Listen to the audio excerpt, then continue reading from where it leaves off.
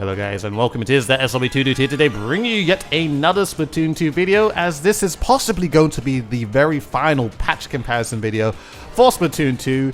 This is going to be the differences for 4.9 to 5.0. Let's get into it and see what's up.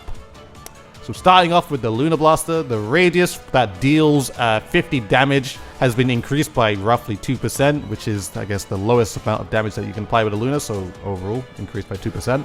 For the Squeezer, the ink consumption for tap shooting has been decreased by roughly 8%. For the Flingser Roller, the ink droplets that fall while making a vertical swing has been increased by roughly 12%, making the Flingser Roller paint a little bit better. For the Squiffer, there's been an increased amount of damage for non-fully charged shots.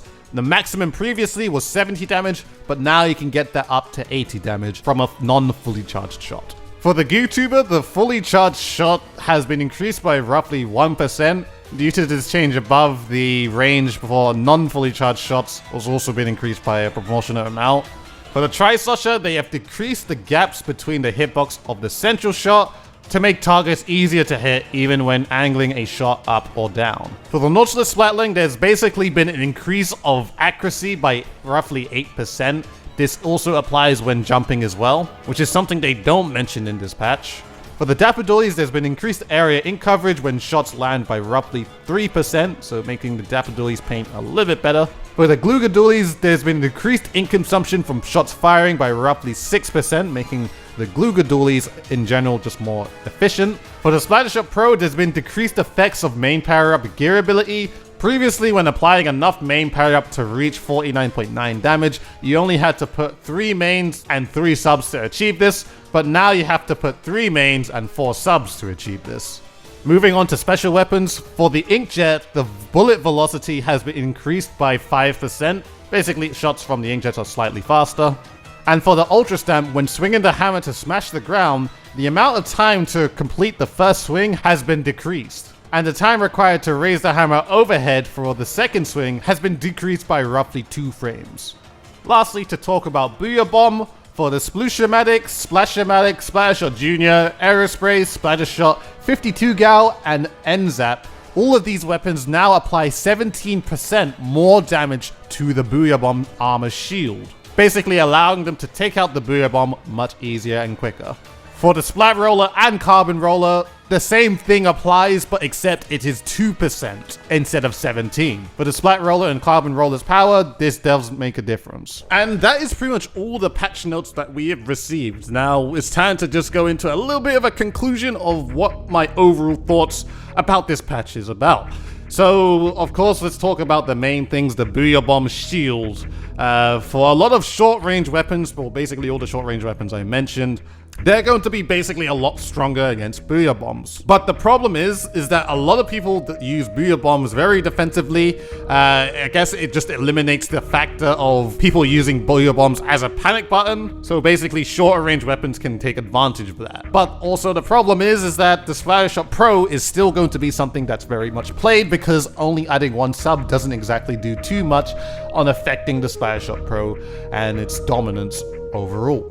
1 sub is basically not enough. Honestly, they should make it 4.8, like basically 3 mains and 6 subs for you to be able to reach 49.9 damage. Or, in all honesty, let's just scrap that. A Splattershot Pro should not be able to do 49.9 damage, because if you shoot someone and they're suppressed, they take more damage from that first shot, and then they basically die to the second shot, making 2-shot potential so easy to do, and it just ruins a lot of things. And this is something that's just ridiculous, honestly, that the Splattershot Pro is still able to do stuff like this.